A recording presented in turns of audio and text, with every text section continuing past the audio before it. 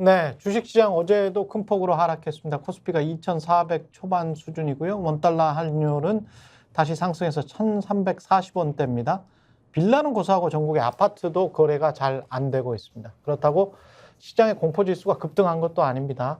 그러니까 사람들이 패닉에 빠져서 주식을 막 팔고 있는 것 같지도 않다는 말이죠. 그냥 시장은 체념한 것 같습니다.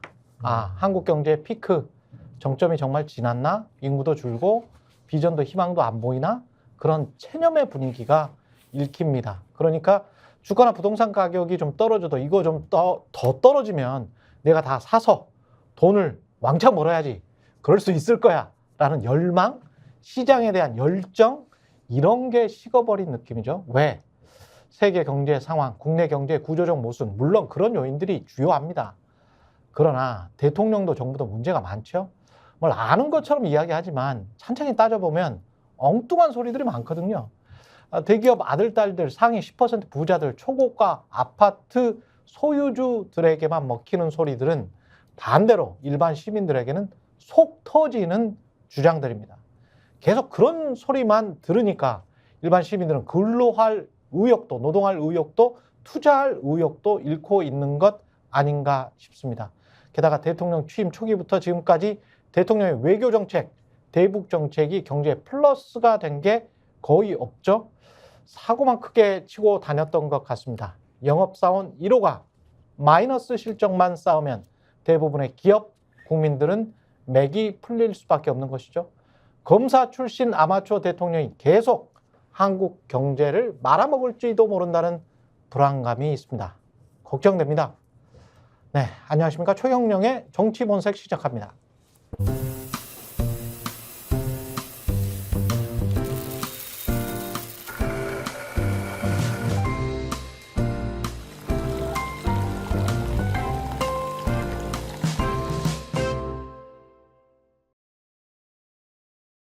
네, 서영주 민주당 상근 부대변인 장성철 공론센터 소장과 함께하겠습니다. 정치본색 시작합니다. 안녕하세요. 네, 안녕하세요. 예, 오늘 이현주 의원도 나오시기로 했었는데 원래 나왔어야 되는데 국민의힘 탈당하고 나서 탈진하신 것 같습니다. 그렇죠.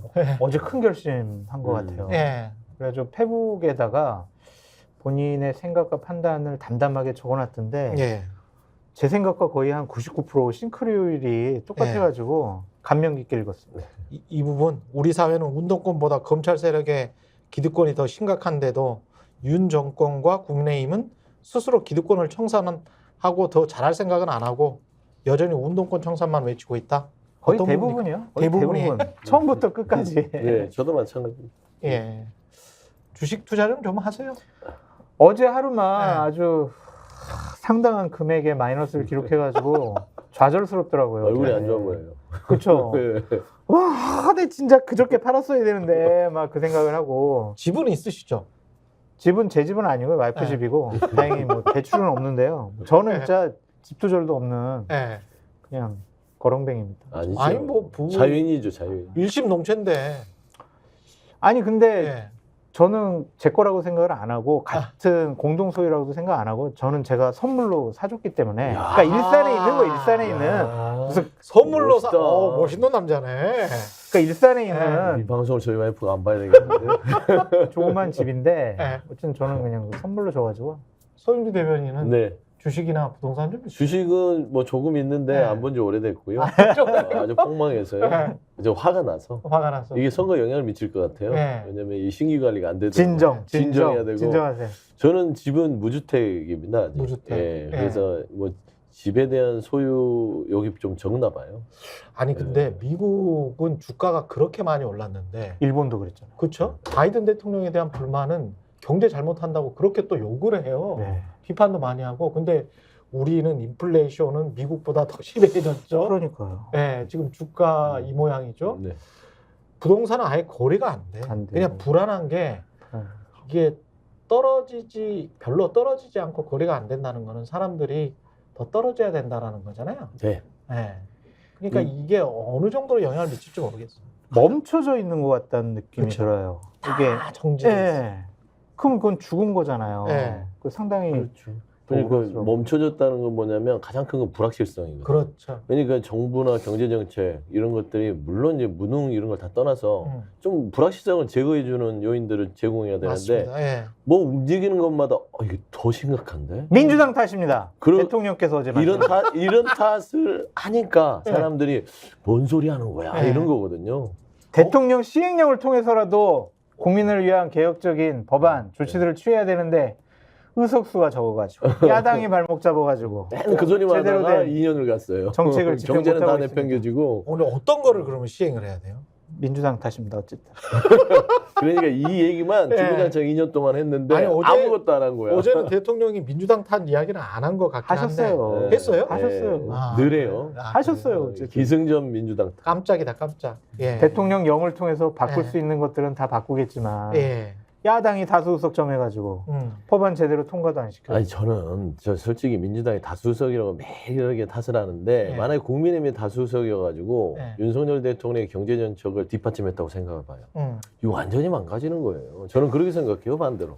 상속세 이야기를 하던데 주식시장과 관련해서 네. 주가가 떨어지는 거는 상속세가 우리가 높기 때문이고 상속세를 폐지하면 가업 상속도 잘 되고 근데 가업 상속 제도는 이미 있는데 그 뭐 하여간 여하튼 주식시장이 떨어지는 거는 그리고 코리아 디스카운트는 상속세 때문이다 세금 때문이다 동의하세요?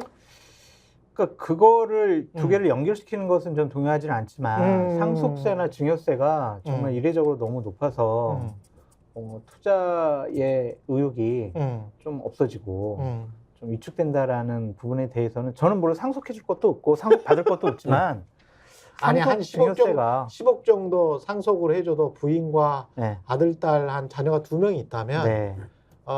제가 한참 이제 경제 전문으로 할 때는 제 기억에는 한 30억 정도까지는 그러니까 가족이 4명 정도면 그 세무사 사무실에 가시면 회계사 사무실에 가시면은 거의 영원 나올 수 있게 해드립니다. 현재 제도가 그렇게 돼 있습니다. 네. 공제할 수 있는 액수가 굉장히 많고 예. 그러니까 아까 최경영 앵커님께서 모두 발언의 10%만을 위한 경제정책이라고 말씀하셨는데 1%만을 위한 경제정책 같아요? 그렇죠. 우리나라 1%와 예. 10%의 부의 차이는 어마어마하잖아요. 그렇죠. 비교가 안 돼. 지금도 한 30억 정도는 거의 상속 세금 안 내거든요. 그러니까 30억이라면 일반 서민들은요 꿈도 못 꾸는 거예요. 어마어마한 돈이죠. 근데 예.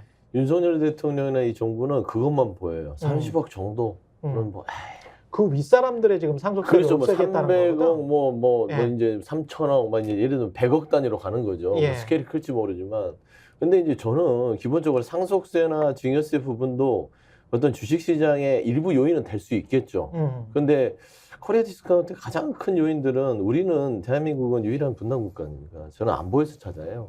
그러니까 안보 문제부터 시작해서 기업 투자 물가 이런 게 복합 요인으로 작용하는 것들인데 그러니까 이 한반도가 불안하면 예. 기업 투자 부분도 불확실성이 높잖아요. 안 음. 움직이잖아요. 저는 그런 것까지 좀 거시적으로 보고 가야 되는데 이제 선거 앞두고 나서 어떤 뭐 부자층이나 아니면 좀 가진 분들에게 뭔가 좀 표를 얻기 위한 게 아닌가 아니면은 좀 경제에 대한 전체적인 어떤 시스템을 모르는 게 아닌가. 예. 근데 그런 생각할 수밖에 없어요. 제가 어제 대통령 말씀 중에 동의하는 부분도 있고 동의가 안 되는 부분도 있었는데 주식 활성화 관련해서는 공매도 금지와 관련해서 제도적인 보완이 일어나기 전까지는 계속 우리가 이것은 금지하겠다는 말씀도 하셨고 금융투자 소득세 이것도 좀 완화시키겠다고 말씀하셨잖아요. 예.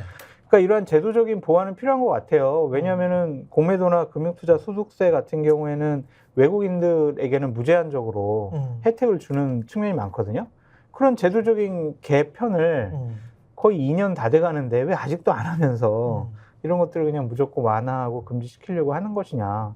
그 부분은 좀 반성이 필요한 부분인데 이것을 그냥 제도 탓으로 하시더라고요. 제도를 바꾸고 변경시키고 개선해야 되는 것이 집권 세력, 정권이 할 일인데 이게 조금 유체이탈화법이 아니냐 그런 생각이 좀 들긴 했어요. 뭘 근데 저는 찬성. 공매도 폐지, 금융투자 소득세 이거는 대폭 완화 그래요? 찬성은 하는데 네. 이거 제도적인 보완 왜 안 하시는지 근데 아직까지. 공매도 폐지도 이거는 논박이 있는 것 같아요. 네. 왜냐하면 이게 금융이라는 것은 국내 금융도 예전에는 그랬지만 지금은 글로벌 금융이기 때문에 공매도 부분에 있어서의 시스템은 세계적으로 이게 금지되는 나라가 거의 없잖아요. 예. 없는데 그런데 이제 이 차별적인 대우. 차별적인 대우가 있다 하더라도 이거는 반대로 신중하게 접근해야 이제 된다. MSCI랄지 이런 거는 또 지수 편입이 안 되기 때문에 우리가 모건 스탠리 인덱스 지수에 거기에 들어가려면 이런 것들을 완전히 그렇죠. 선진적으로 해야 되거든요. 해야죠. 그러면 공매도도 완전히 전면적으로 풀어야 되고 네. 그다음에 24시간 환율 시장도 개방을 해야 되고 그게 지금 외국 투자자들이 다 원하는 거예요. 네. 그런 이야기를 쭉 해왔다가 갑자기 이제 공매도는 폐지하겠다 이래버리면 외국 투자자들은 안심하고 투자할 수가 없죠. 그러면 MSCI의 개발도상국 지수로 중국이랑 같이 있으면 우리는 거기에 포션이 아주 제한돼 있거든요. 그러면 선진국 지수로 편입하면 주식시장에서는 저거는 막 한 1000포인트 이상 그 올라갈 수 있는 호재다. 이렇게 장기적으로는 생각을 하고 있고 그것 때문에 수십 년 동안 어떤 역대 정부건 보수 정부건 진보 정부건 그 이야기만 주구장창 해왔는데 되게 공매도랄지 금투세랄지 이런 것들은 제가 보기에는 사실은 아까 되게 포퓰리즘적이고 장 소장님이 정확히 지적하신 거예요. 세금하고 주가하고는 아무 상관이 없어요. 그러니까요. 그건 없는 거예요. 지난번에 문재인 정부 때도 제가 가장 안타까웠던 게 세금하고 부동산 가격하고 연결시켜 버렸거든요. 그러니까 종합부동산세나 토지세나 재산세를 제대로 매기고 싶으면 그런 세제 정책 안에서 그냥 하면 돼요. 그것과 부동산 가격을 연동시켜 가지고 이거를 하면 부동산 가격이 내려갈 거야. 이게 잘못된 아이디어라는 거지. 그러니까 대통령께서 신문을 좀 언뜻 보신 것 같아요. 그러니까 네. 얼마 전에 저도 이게 똑같은 봤는데 이거를 하고 있는 거야. 이거를 풀어주면 주가가 올라갈 거다. 주가는 기업의 수익과 관련돼 있어요. 아니 이거 있잖아요. 네, 얼마 전에 이상한 이야기야. 삼성에 네. 이부진 뭐 이런 홍라이 여사 네. 이 상속세를 내려고 네. 증여세 내려고 주식을 팔았다. 2조 원어치를 팔았다. 블록 매각했죠. 그러니까 주가가 떨어졌다. 이렇게 생각을 하시니까 이거 상속세, 증여세 이거 좀 손을 봐야 되겠구나. 이렇게 생각하신 것이 아닌가라는 생각이 들어요. 역으로 저는 그걸 보면서 그 현상을 보면서 어떻게 느꼈냐면 78,000원까지 올리고 적정선에서 한 10% 정도 낮춘 상황에서 73,000원 선에서 블락딜을 했었거든요. 네.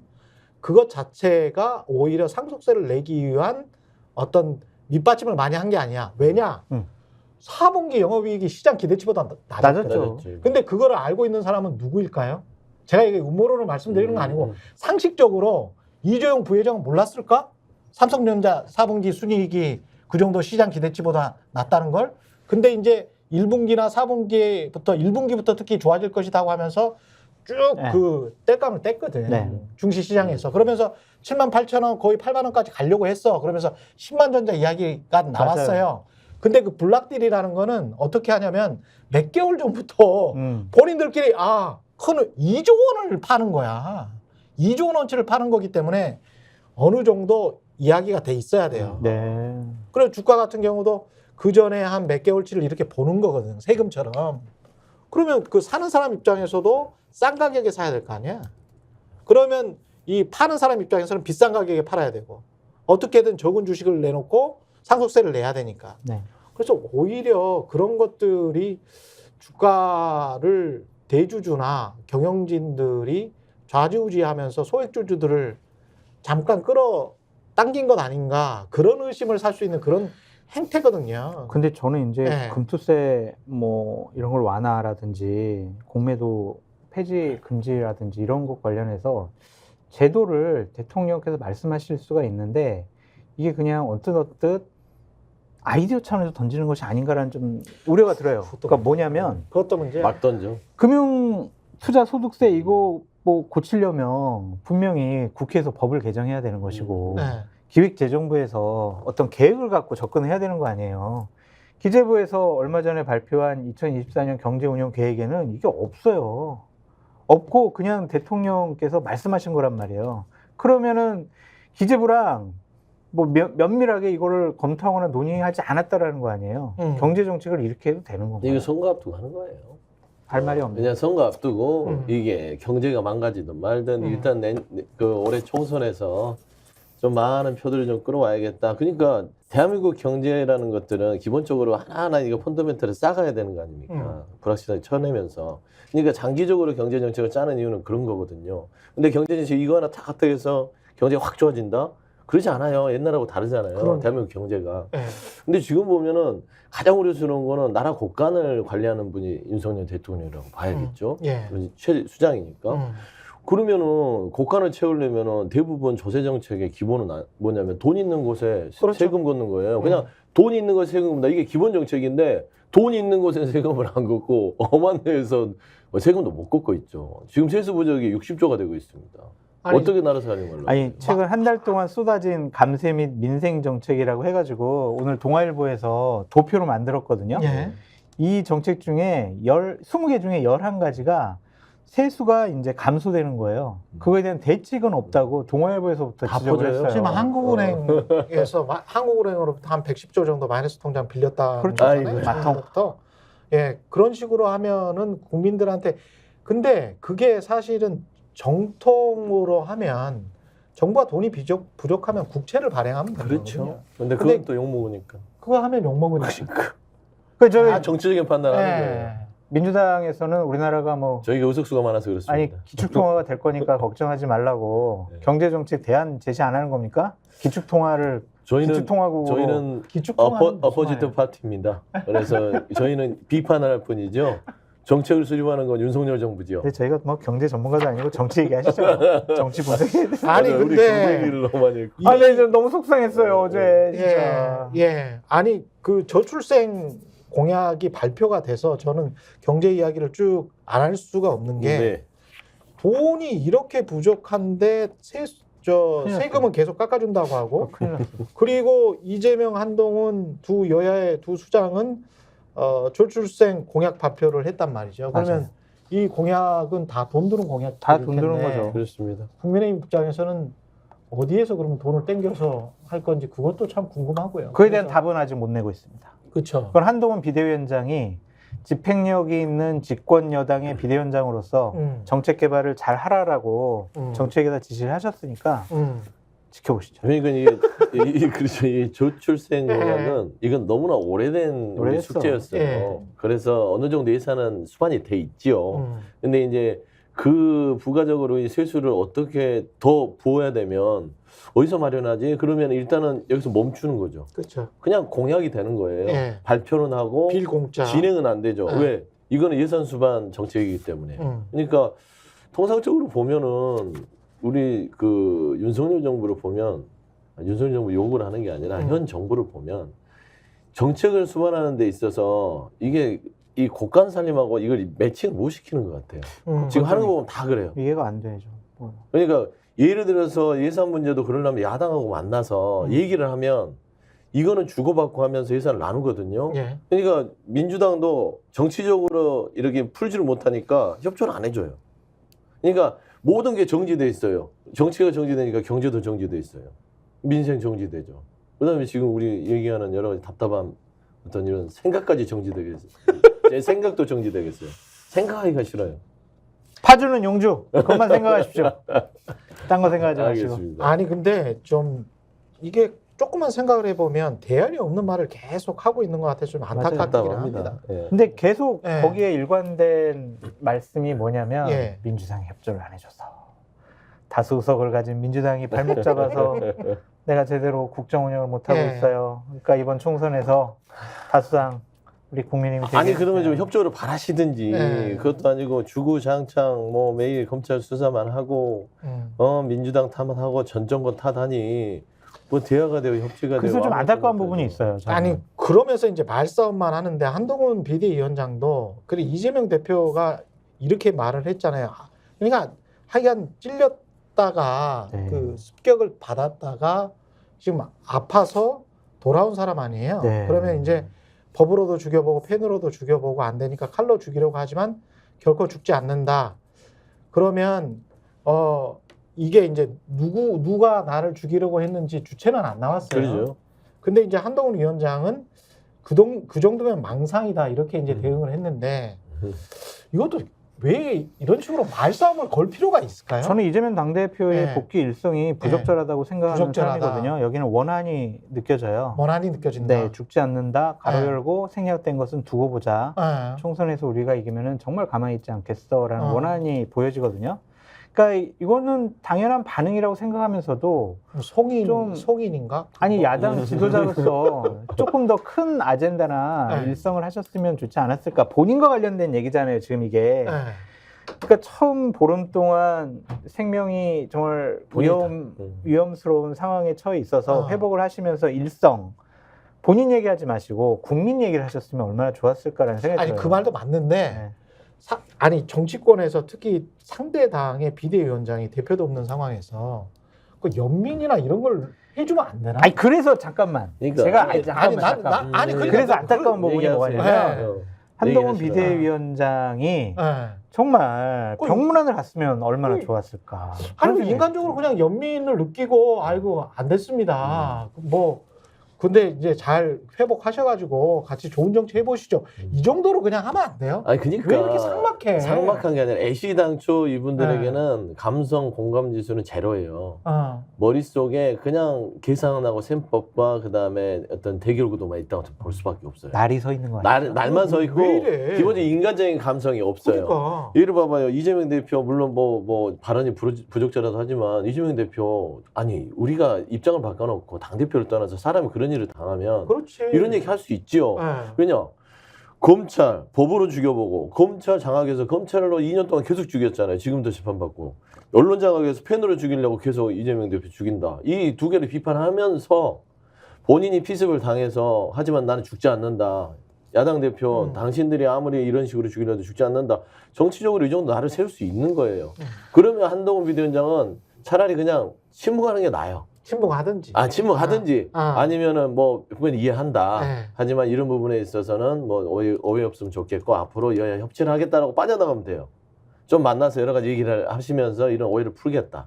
이렇게 하면 되는 건데 망상이다. 라고 하면서 이명박은 내가 봐서는 장관할 때나 비대위원장 할 때나 뭐 크게 달라질 게 없어요. 아니, 그러니까 서 부대변인 말씀이 맞는데 네. 그러니까 이재명 대표가 요 얘기도 하시고 국민을 위한 뭐 정치를 하겠다는 얘기도 하셨어요. 네. 근데 우리가 그러니까. 주목받는 것은 이 발언이란 말이에요. 그러니까 이 발언을 안 하고 그 얘기만 보도가 됐으면 많은 국민들이 동정심도 아이고 저렇게 목숨까지 위태로웠는데 국민 생각하는구나 하면서 감동도 하고 동정도 좀 보내고 그러면은 조금 더 이재명 대표에 대해서 안 좋게 생각했던 분들도 마음을 풀 수 있는 계기가 됐을 텐데 여기서 느낀 게 저는 조금 원한이 있어서 안타깝다라는 거죠. 그러니까 저는 줄곧 참 이 2년 동안 국민의힘의 얘기를 보면 그런 느낌이야.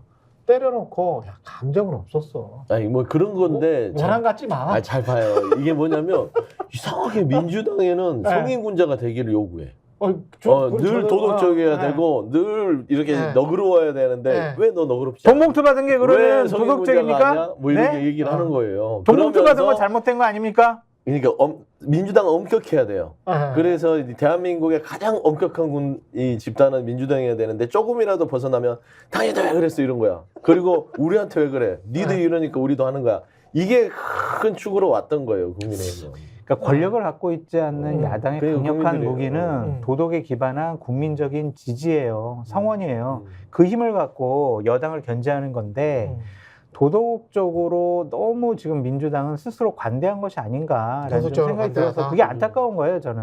비판만 하는 아니 그러니까 것보다는. 모든 사람은 스스로를 이제 돌아보고 도덕적이기 위해서 가는 거지. 맞지. 완벽하게 도덕적일 수는 없잖아요. 그렇지. 아니 최소한의 도덕을 지키라고요. 돈봉투 받은 걸 지금 잘한 거냐고. 그러니까 돈봉투는 전체 민주당의 역사에 있어서 하나의 고쳐야 될 하나의 부분인 것이지. 조치를 안 하잖아요. 돈봉투를 받았다 해서 민주당 전체가 부도덕적이라고 규정하는 것은 정쟁이지요. 아니 그러니까 그거를 제대로 조치를 취하지 않고 그분들에게 어떠한 당에서의 징계라든지 뭐 국민 눈높이에 맞는 선택을 하지 않으니까 우리가 지금 비판을 하는 거죠. 안타까운 점은 송영길 전 대표님 그러게 계시고 그다음에 관련되신 분들 윤관석 의원도 그렇게 되셨고 정치인으로서 여러 가지 부담감을 안고 본인이 어떤 책임을 지고 있는 정도면 되는 것이지 저는 제 생각에는 돈봉투 부분에 있어서는 잘못됐으나 지금의 수사의 관행이라든지 결론에 이르는 부분들은 좀 과하다고 봐요. 과해요? 저는 그래요. 그러니까 돈봉투든 김건희 주가 조작 의혹이든 어떤 것이든 간에 저는 그것보다 앞서는 거는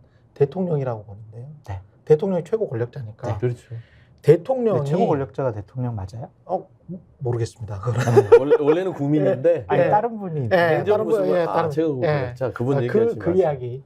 그 이야기인데 안 돼. 저는 방송하면서 이런 대통령 제가 28년 기자 생활하면서 있잖아요. 어떤 느낌이 드냐면 이 베이비들, 이 땡땡들이라고 분명히 그 말은 했잖아요. 그럼요. 그러면 그것과 관련해서 사과도 안 했어요. 안 했죠. 그리고 그냥 흐지부지 넘어가 버렸어요. 넘겼어요. 그리고 방심위는 방송통신심의위원회는 아주 조그만 것도 언론의 자유를 핍박하려고 하는 듯한 그런 모습을 네. 보여요. 맞습니다. 그러면 제가 28년 기자 생활하면서 방송에서 그런 말은 못 했거든요. 한 번도. 이 땡땡들 어떻게 하면 어떻게 해요? 그거? 쪽팔려서 뭐 이러잖아요. 어떡해요? 그렇잖아요.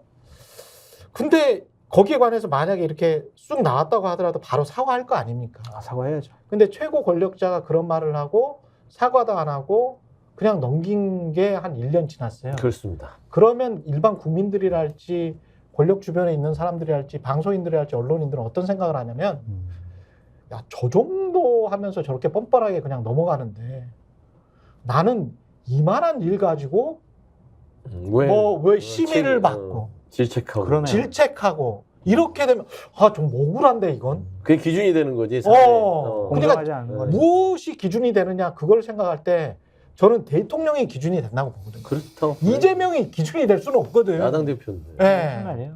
예. 그건 옳은 말인데 저는 안타까워서. 예. 저도 안타까워요. 그런 측면들 그리고 사실은 이 피스범도 좀 이상하잖아. 태극기 부대 같잖아. 막 이렇게 그거는 맞아요. 그러니까 이게 모든 게 예.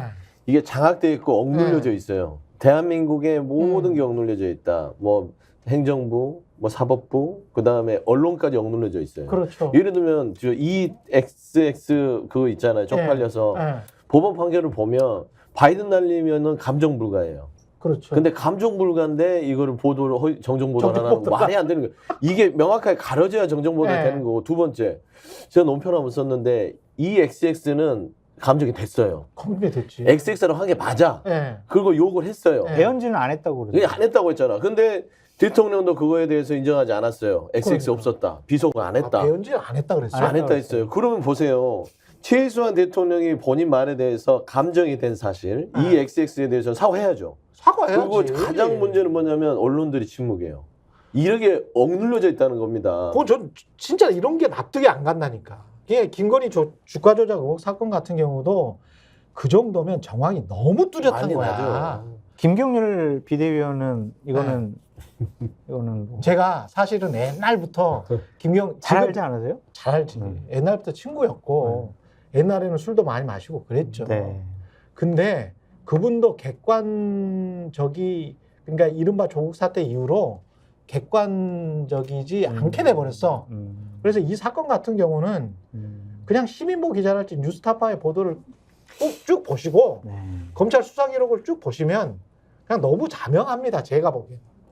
제가 주가 조작과 관련된 취재도 굉장히 오래 했는데 이 정도면 최소한 불러서 조사는 해야 돼요. 당연하죠. 당연하죠. 당연하죠. 그러니까 불러서 조사는 한번 해야지. 이거 뭐야? 제가 주가 조작 그렇게 가담했으면 네. 지금 벌써 저는 한 수십 번은 왔다 갔다 했을 거고 압수수색도 당했을 거 아니에요. 이것도 뺏어갈 거고. 예. 안 하잖아요. 그러니까 이게 공정인 거예요. 아주 작은 거일 수도 있지만.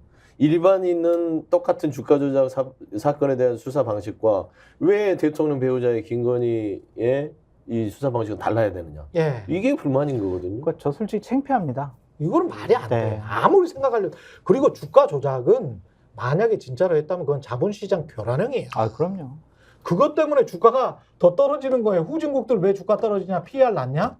왜냐하면 불투명하기 때문에. 자기들끼리 해먹기 때문에. 대주주들끼리 해먹기. 이것도 도이치모터스 주가 조작도 권 대표가 대주주잖아. 그리고 본인이 대표이사잖아. 본인이 본인 회사 주가 조작을 다른 외부 세력이랑 결탁해서 해. 그게 가장 나쁜 주가 조작이야. 그럼요. 근데 그거는 1심 판결문에 이미 나왔잖아. 나 그러면 그게 가장 나쁜 주가 조작인데 거기에 전주는 맞거든.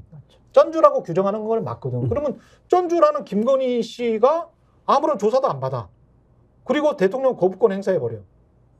이해를 못하는 근데 거예요. 더 재밌는 건 대통령이 윤석열 대통령이요. 예전에 국무회의선가 어디 또 대수비에서 했는지 몰라도 주가 조작을 엄벌해야 된다고 본인이 얘기한 적이 있어요. 그럼요. 근데 왜 주가 조작 엄벌할 대상이 김건희는 예외야? 그럼 국민들이 보고 있으면 야, 저 이거 너무한데? 지들끼리 다 해먹는구나. 주가 이런 조작 생각이 중에서 들거든요. 가장 악질적인 형태가 기업주가 외부 세력과 결탁해서 해먹는 주가 조작이거든요. 그렇죠. 내부 이 정보를 도이치모터스 주가 조작이 딱 그 사건이에요. 그리고 뭐 네. 통정매매도 한 것이고 네. 대통령께서는 후보 시절에 아이 뭐 그 주가 조작 뭐 했습니까? 저게 4천만 원 손해만 봤습니다.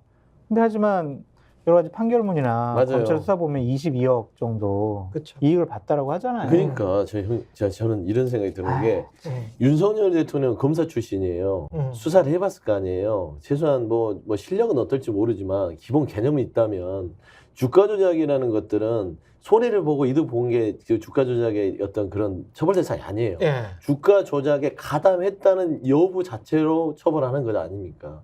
왜냐하면 이득을 보기 위해서 주가 조작에 가담을 했지만 손해를 볼 수도 있는 거죠. 실패해서. 그렇죠. 하지만 실패했다고 처벌하지 않는다? 아니잖아요. 근데 애시당초 그때 4천만 손해봤다는 자체가 법률가로서 이미 본인의 배우자를 보호하기 위한 하나의 거짓말한 것이죠. 저는 그렇게 판단이 되는 것이에요. 그런 의혹도 있습니다. 근데 지금 김경률 회계사 이야기가 나왔었는데 김경률 갑자기 마포구에 정청래랑 붙어라 그러면서 그냥 손을 들어줘 버리더라고요.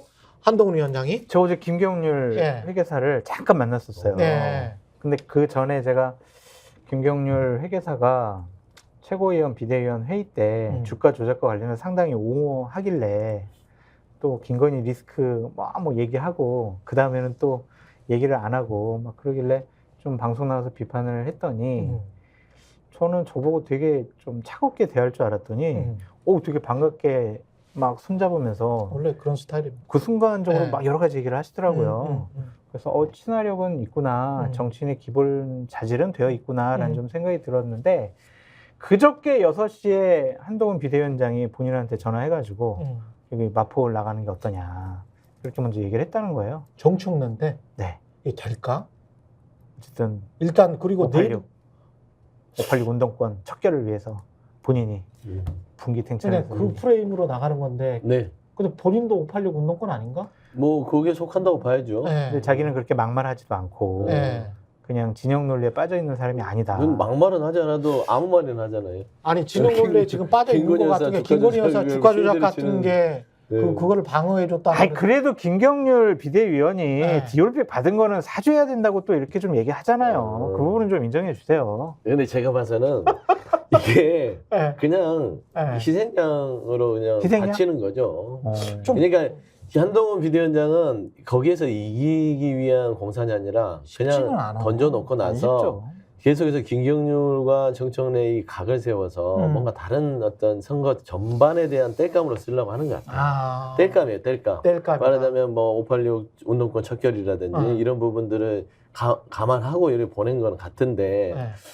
저는 이제 요거와 이제 논외로 요새 이제 국민의힘의 여러 가지 한동훈 비대위를 보면 금기어가 있어요. 뭡니까? 김건희잖아요. 그건 그러니까 김건희 여사에 대한 말을 올리는 순간 저는 솔직히 몰래 조용히 사라진다고 봐요. 그리고 김건희 여사를 찬양하는 사람들은 이리 와 잘했어. 이렇게 되는 그런 구조들이 있어서 아까 말한 대로 정말 이 나라의 넘버원이 누구일까?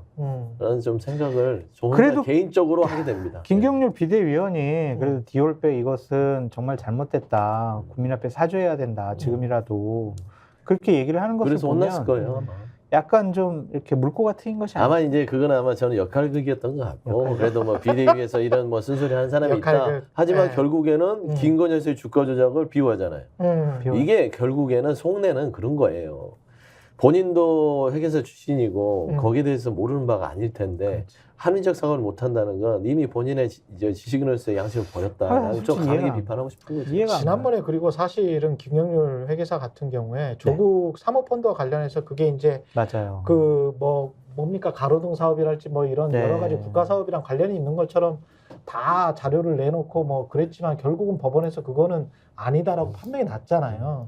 그런 것과 관련해서도 이제 본인이 잘못된 아주 그때 당시에 허황된 주장을 해버렸는데 그러면서 사람을 그걸 뭐 거의 무슨 뭐 정치 자금 예. 마련하는 것처럼 이렇게 몰고 갔는데 거기에 관련해서는 또 사과도 안 했잖아요. 근데 그런 측면에서 제가 객관화가 많이 지금 그 이후에 급속히 결여돼 가고 있다. 특수부식 사고를 하는 거예요. 네. 어.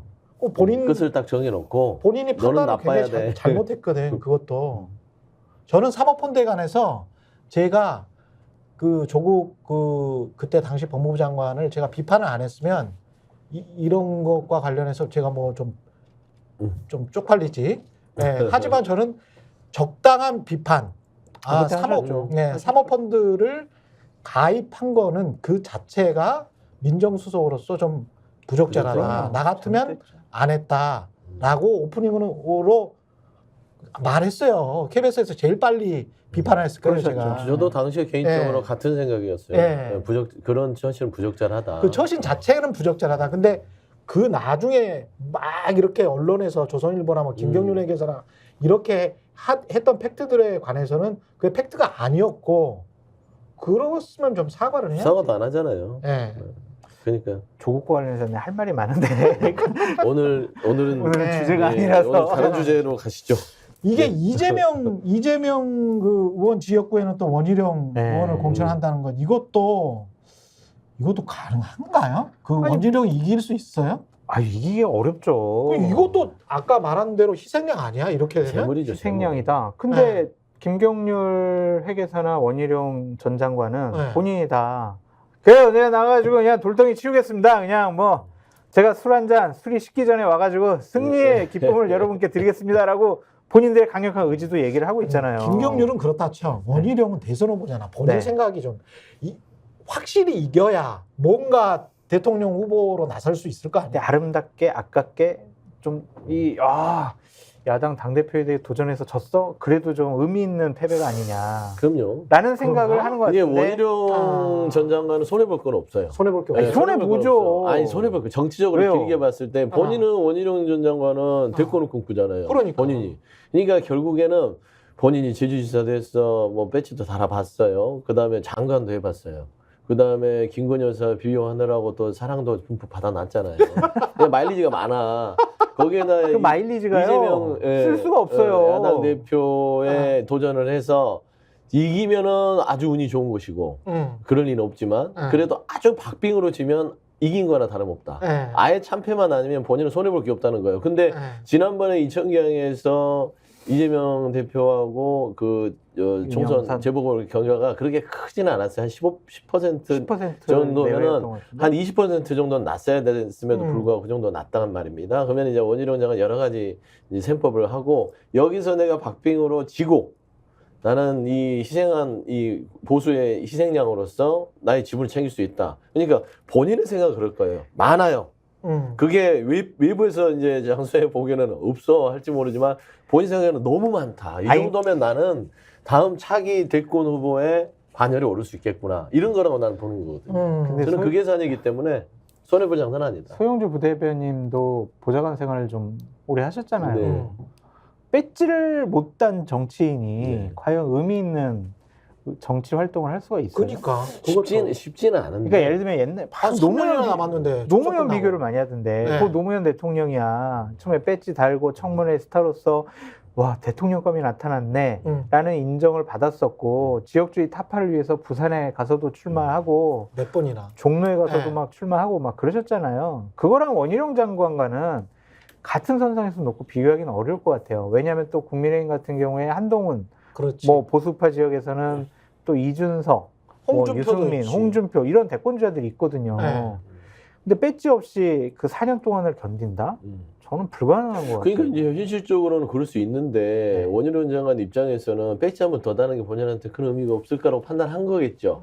그러니까 만약 부대변님이 하이리스크 참모야. 하이리턴인 게 이재명 대표기 때문에 본인에게는 배지보다 더 큰 의미를 두는 거예요. 그러니까 부대변님이 원희룡 전 장관의 참모야. 어디 출마할까? 개항 출마라고 하겠어요? 아니 참모라면 안 하죠. 안 하죠. 정신 차리세요 그러죠. 그러지만 제가 만약에 원희룡 전 장관의 입장이다, 내가 플레이어다 하면은 한번 승부수는 뛸 수 있을 것 같아요. 왜냐하면 이게 4년이라고 얘기했지만 불과 2년 반 정도면 장이 열려요. 그렇지 않습니까? 그렇죠. 2년 반이면 이거 끝나고 나서 본인이 하기 나름에 따라서 한 1년 후야. 1년, 사실은 1년이지. 예. 왜냐면 선거를 한 1년 예. 빼버려야 되니까. 예. 그러면 그 정도 계산하고 들어간 거예요. 그래서 본인은 여기에서 불사르고 그 다음에 여기서 폭발력을 가지고 다음 보수 정권에 내가 대표주자가 되겠다라는 욕심을 가진 것 같아요. 근데 이거는 그래서 저는 이해가 돼요, 개인적으로. 근데 김경률 회사 같은 비대위원 같은 경우는 왜 그랬지? 그러니까 본인 인생 자체가 다 그냥 너무 꼬이는 것 부정당하고 같아. 예. 망가지고 재물로 하다가 예. 제가 봐서는 나중에 뭐 어디 떨어지고 나면은 그래도 이제 정권에 살았으니까 뭐 곳간에서 뭐 하나 꺼내 주겠죠. 증권거래소 이사장. 뭐 등등등등. 아마 그런 거기는 것들이 기재부 저 네. 모피 아들 때문에 절대 못. 아유 지금 네. 금감원장도 검사 출신인데 뭐. 네. 검사 출신이 아니잖아 김경률은. 회계사 출신. 한동훈의 근데 그 오늘 대신에 김건희 여사가 이제 네. 주가 조작을 방어를 해줬으니까 네. 거리 갈 수 있지. 증권거래소 가가지고. 그렇죠. 네. 방어를 해야지. 근데 저는 그런 어떤 모종의 뭐 어떤 딜이 있지는 않았겠지만 눈빛으로 아는 거죠. 선수 간에. 여기에 시장에 주면 이제 제가 잘 보답하겠습니다. 아니면 잊지 않겠습니다 정도만 해도 솔직히 정권이라는 게 지금 한 2, 3년 남았으니 자리는 차고 넘치잖아요. 저는 그런 계산이 있어서 저는 김경률 뭐 비대위원은 그냥 뭐 재물로서 가는 것 같아요. 근데 저는 이런 생각을 해요. 그러니까 정치를 왜 하겠다고 하는지, 그러니까 김경률이나 원희룡 이 두 분이 원한이 있는 것 같아요. 상대방에 대한 적개심. 맞아. 그러니까 그런 걸 가지고 이번에 총선 출마해가지고 국민의 선택을 받아서 정치를 하겠다라는 거는 올바른 정치인의 자세는 그러니까 아닌 것 무슨 같아요. 자객공천 이 말 이 단어 자체가 그렇죠. 있잖아요. 안 좋아. 자객이라는 말 자체가 안 좋아. 그럼요. 아. 가서 본인이 그 지역구에서 어떤 역할을 하고 맞아요. 정치권에 들어와서 내가 어떤 역할을 그렇지. 하겠다는 분명한 나름대로의 비전을 제시할 수 있을 정도는 돼야 선출직이라는 그 무게감을 견디지. 그렇지. 그냥 나는 쟤를 자객이라는 게 죽인다는 거 아니에요. 그러니까 돌덩이는 포크레인 가지면은 금방 칠 수가 있어요. 그러니까 보다 더 원희룡 전 장관 같은 경우는 국가의 큰 지도자급에 그렇죠. 들어섰잖아요. 네. 뭐 인정 안 하시는 분들도 있지만 그럼 보다 더 큰 얘기를 해야 되는데 이재명 내가 잡을게요. 정청래 잡을게요. 이걸 가지고 어떻게 국민들에게 저를 찍어주세요라고 호소하고 다닐 수가 있을까요? 좀 아쉬워요. 그렇죠. 그러니까 네. 안 먹히는 거예요. 지금 저 한동훈은 지금 진짜 팬덤이 있어요? 있잖아요. 뭐 있어요? 위드훈이 17,000명이고 네. 팬덤이 지금 위드훈이가 회원수가 17,000명. 그 이번에 지금 전국 순회 다녔잖아요. 근데 시도당 대회란 말이에요. 대부분 다 당원이에요. 근데 17,000명이 많은 건가? 솔직히? 아니, 솔직히. 실제로. 지금 시작하는데 이 정도면은 제가 한 달여 전에 예? 유튜브 개설했는데 구독자가 18만 명이에요. 예. 근데 그러면 잽도 안 돼. 예, 17,000명의 회원수가 이게 많은 건가? 국민의힘 90만 당원이 다 한동훈 비대위원장의 팬클럽 회원입니다. 그러니까 이렇게 이제 얘기를 네. 17,000명 중에 한 명 정도 할 수 있는데 이게 부풀려져 있는 거예요. 이게 팬덤인가? 그러니까 이게 부풀려져 있는 거예요. 예. 예를 들어 언론이 계속해서 한동훈을 예. 개인사를 가지고 부풀리는데 저는 문제가 심각하다고 봅니다. 정치인 한동훈으로서 판단하는 어떤 논평이나 언론 보도가 없어요. 오늘부터 될 거예요. 아니 뭐 그럴 수도 있겠지만 저는 지난번에 윤석열 검찰총장도 사실은 그런 식으로 부풀려가지고 그래서 부풀려서 사람들이 말이죠. 정확하게 신기루를 인식하고 있는 이분이 거죠. 어떤 분인지를 정확히 판단을 못하고 그냥 대통령이 돼버렸잖아요. 제가 정확히 판단해가지고 얘기했다가 완전히 큰일 났죠. 죽일 놈 될 뻔했잖아요. 위험에 처하셨고. 생명의 위험을. 네. 그러니까요. 그러니까 예. 지금 보면 저는 언론의 행태에 대해서 가장 심각하다고 저는 요즘에 아쉬움을 느껴요. 왜냐하면 한동훈 비대위원장이 전 장관을 하다가 이제 정치권으로 왔잖아요. 그러면 언론은 그런 이 정치권에 대한 정치인의 견제, 균형, 감시해서 계속 국민들한테 알려줘야 돼요.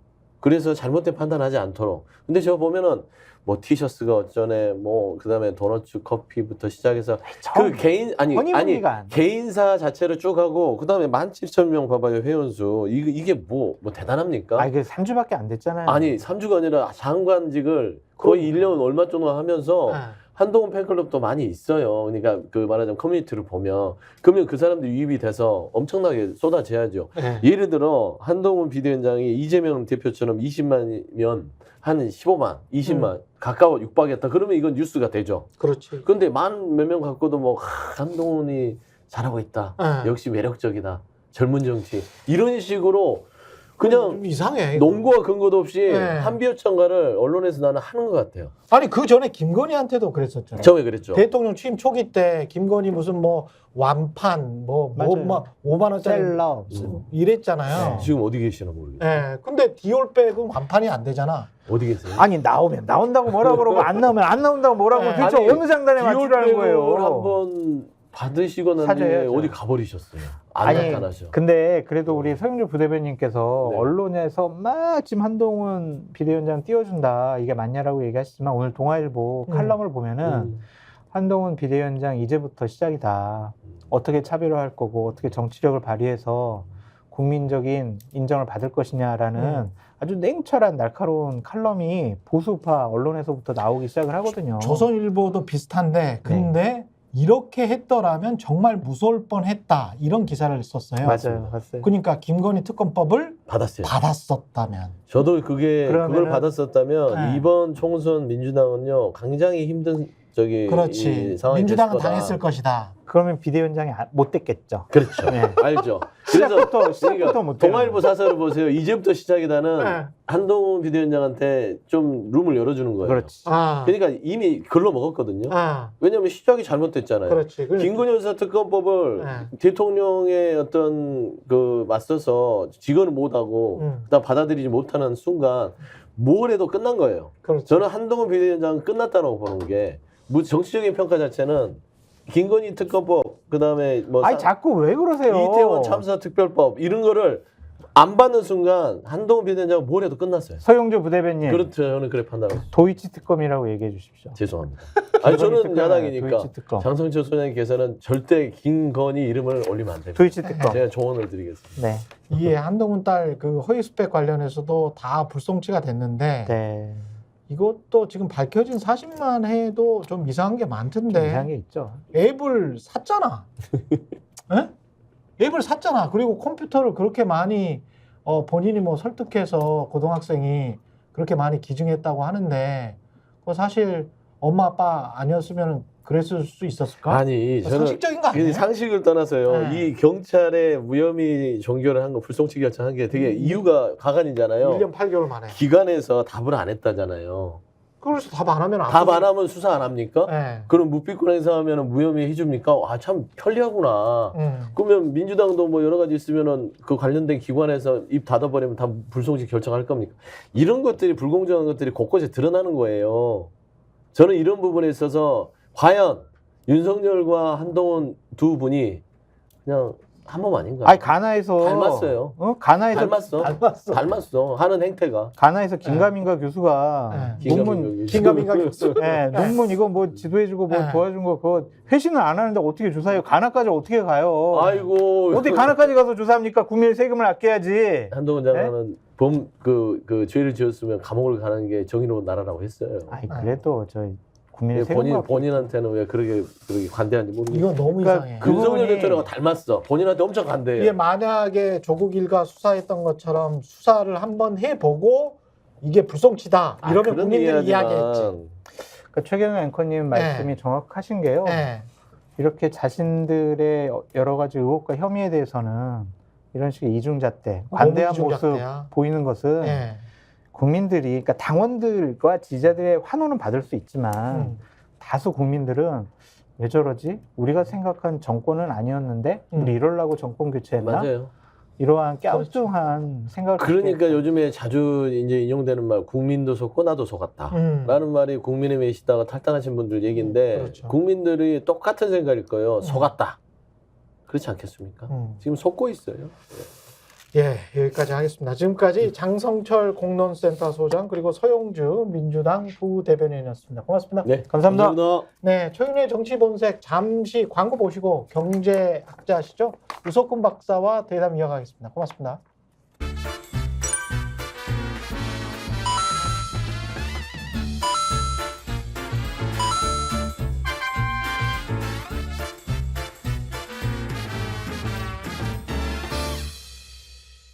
김소형 쌍화골드 쌍화차가 그리운 예전입니다. 이럴 때는 김소형 쌍화골드 한 박스 사면은 또 한 박스 준다는 거야. 야, 이런 엄청난 폭탄 이벤트. 그렇죠. 네, 따뜻한 쌍화차 드시고 건강하시기 바라겠습니다. 혹시 지인에게 묻지마식으로 가입하신 건 아닌가요? 보험에도 점검이 필요합니다. 요즘 경기가 어려워서 보험료 내는 것도 부담스럽죠. 건강보험도 자동차 보험도 나에게 맞춤 보장. 믿을 수 있는 보험 전문가들. 믿을 수 있다 더 착한 보험.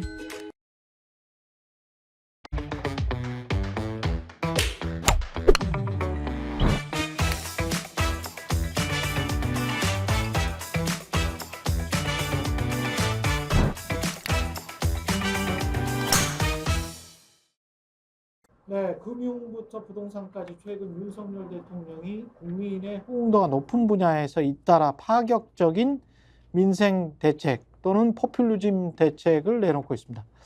그러나 법 개정이 필요한 정책이 많은 데다가 총선을 석 달도 남기지 않은 상황이라서요. 예, 여러 비판이 있습니다. 우석군 경제학자 모시고 윤석열 정부의 정책들 문제는 없는지 짚어보겠습니다. 안녕하세요. 예, 안녕하세요. 좀 이렇게 그 나오시기 전에 쭉 뉴스는 보셨을 테니까 예. 어떤 주요한 눈에 띄는 정책들이 있었습니까? 조금 전에 인사하실 때 예, 파격적이라고 그랬잖아요. 그렇죠. 예. 파격적인 게 아니고 이거 파괴적인 거예요. 그, 파격적이 아니고 파괴적이다. 이게 약간 자학적인 거예요. 자학적이다. 자기 심지어. 파괴적.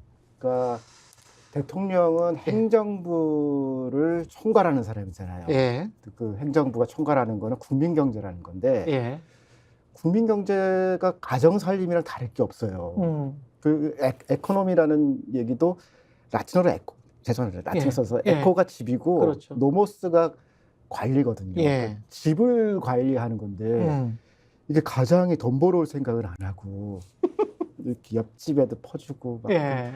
우리는 뭐 먹고 살아 이런 거거든요. 아, 그러니까 이거는 지금 이렇게 나와 있는 이 모든 것들이 민주당이나 예. 그리고 지금 야당이 일방적으로 만든 게 아니에요. 예. 다 합의해서 된 거거든 지금까지. 기존의 시스템은. 네. 예. 그럼 지금 국내 우린 반대 아니죠. 다 찬성하고 네. 속도나 이런 것까지 다 합의가 돼서 있던 건데 왜 만들었겠어요. 그게 나름대로 다 필요하니까 만든 건데 그렇죠. 그걸 막 파괴하잖아요. 예.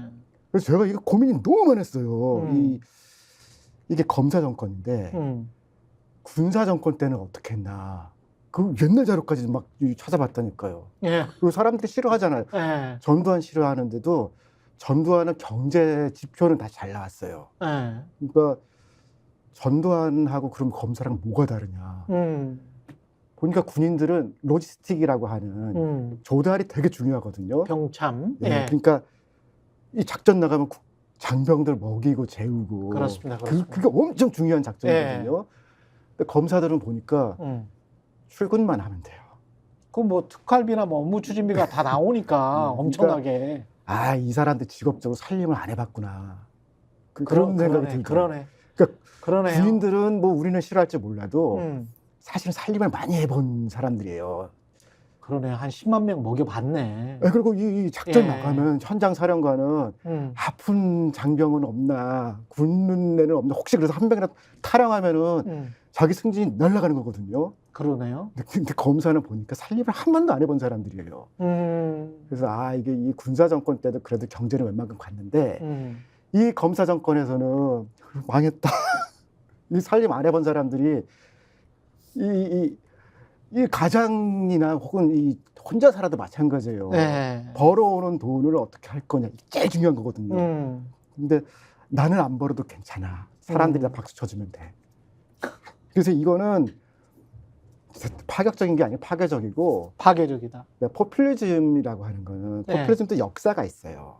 그래서 이제 사람들이 좋아할 거라 하는 건데 이거는 자기가 좋은 거라서 근데 보기 이게 막 조물주 같은 거예요. 나르시즘인가? 예. 보기에 그러니까 신이 이렇게 세상을 만들고 네. 창조주가 참 보기에 좋았더라 했잖아요. 그랬죠. 검사들이 보기에 참 좋더라라고 하는 그런 거라서 이게 이때 좀 이따가 이제 말씀을 하면 이게 작동 안 해요. 작동 안 할 것이다. 네. 이대로 해도.